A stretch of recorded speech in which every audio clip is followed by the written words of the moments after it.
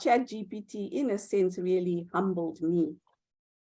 So I'm going to go to my next screen, if I can. Let's see if I can do that.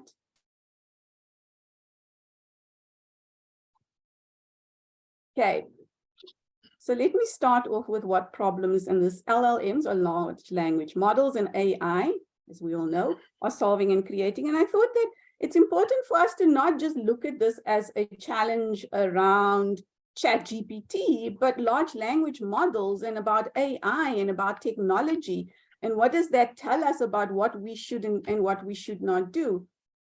And one of the things that I spend a lot of time on ChatGPT, to be honest, and I find that the conversations are quite enlightening for me. I mean, obviously, our technologies are helping us organize the world's information. But what our technologies are also doing is they are starting to simulate being human. And if I look at ChatGPT specifically, and actually ChatGPT keeps reminding me of this when I have the conversation with it, is that it is a master in the realm of language.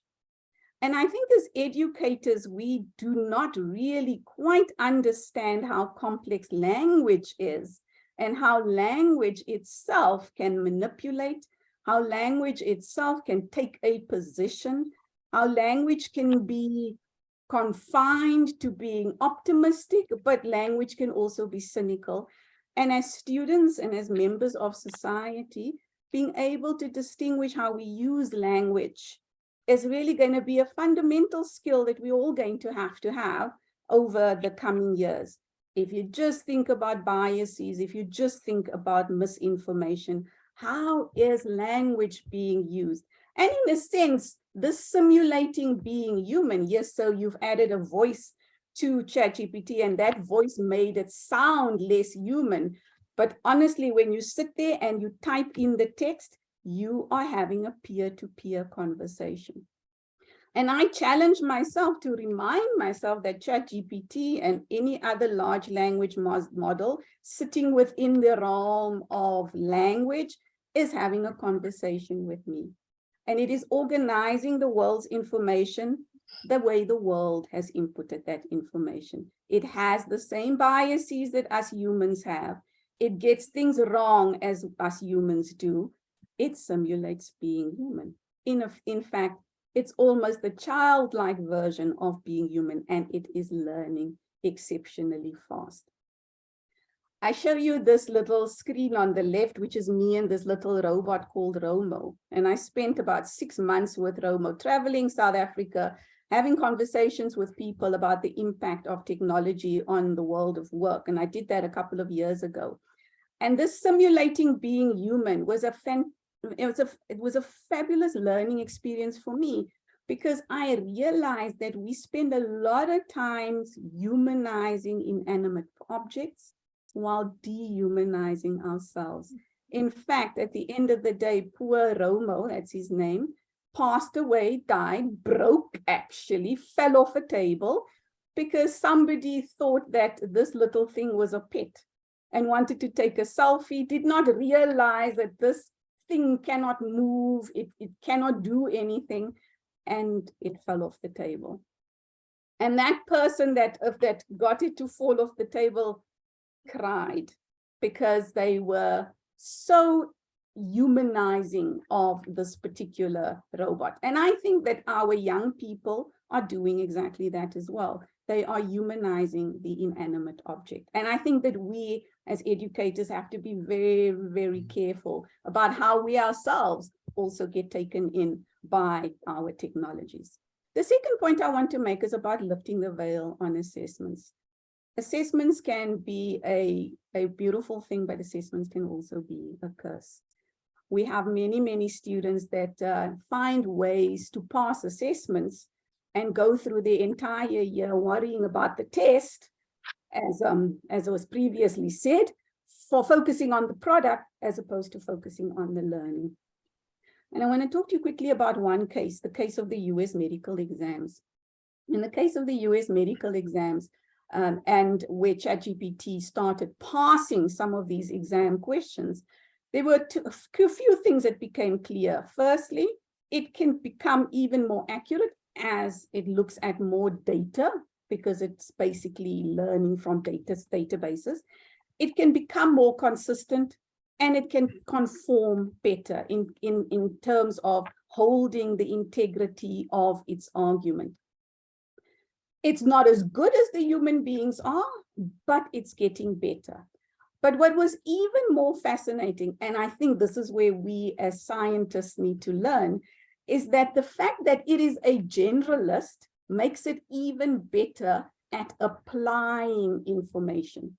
So even though you can give ChatGPT a case study, let's say a medical case study, the fact of the matter is, because it knows philosophy, because it knows biology, because it knows law, not that it knows, but it has the language capability to look at those various subjects, it can give a much stronger argument in a legal case or even in a medical case.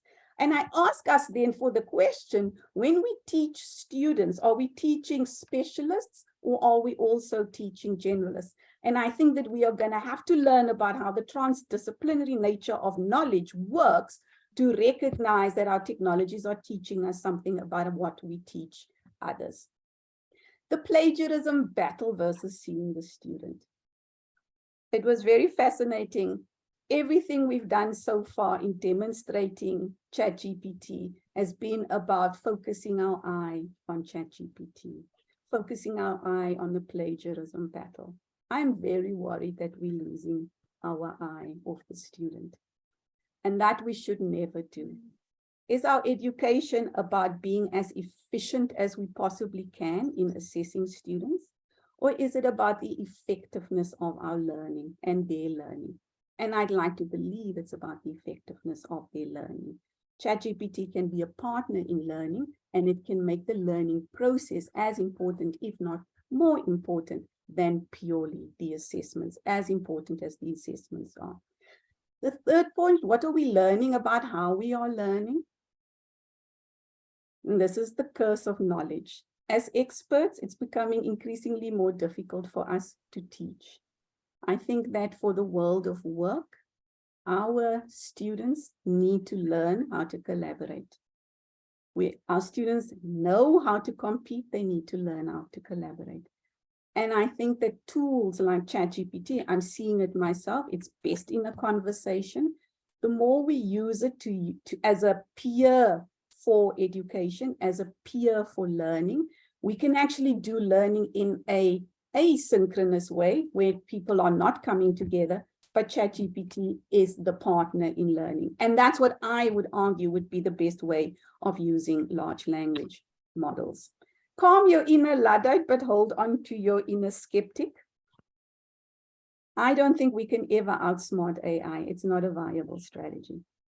And if you're trying to find ways to outsmart AI, if you're trying to find ways to make sure students are not plagiarizing, even though you have to write policies around these things, I can't see how that is going to be a viable strategy any longer. And I've seen in the chat, many are saying what we probably need to do is figure out how we make these technologies part of the learning process. And I think that that's important. And the second point I want to make about calming your inner Luddite, but holding on to your inner skeptic, is we have to have a growth mindset. And the inner skeptic that I talk about when I talk about growth mindsets is that growth mindset does not mean that you are always optimistic. Growth mindsets mean that you have the ability to ask better questions. You have the ability to change. And you also have the ability to learn and grow from failure. And that is just as important as getting the right answer. I'm almost at the end of my conversation, Prof. But I'm in the world of work. And in the world of education, the job is to prepare students for the world of work. And how does the world of work really work? In fact, in the world of work, whether you're in the world of medicine, whether in the world of law, or whether in the world of finance, technologies are being used. Calculators have been replaced by all sorts of AI tools. These technologies are part of how people work. To deny our students these technologies to hold that away from them as we are doing our assessments is not very useful because we are not preparing them. The job of our technologies is to help us be better at how we do our work. The job of the educator is to hold the hand of the student as they go through the process of learning and to remind them of what the integrity of the learning process requires. It's not about getting the answer, it's about the process of learning. And the job of the student is to learn how to learn, not just what to learn, but also how to learn. The way that ChatGPT has, in a sense, humbled me is that it made me realize that we have to distinguish what is versus what ought to be. And our technologies are great at telling us what is. Our science is great at telling us what is. Our technologies, and you've seen it now, our technologies can do absolutely almost anything. It can tell us what we can do. It can show us what we can do, but it cannot tell us what we ought to do.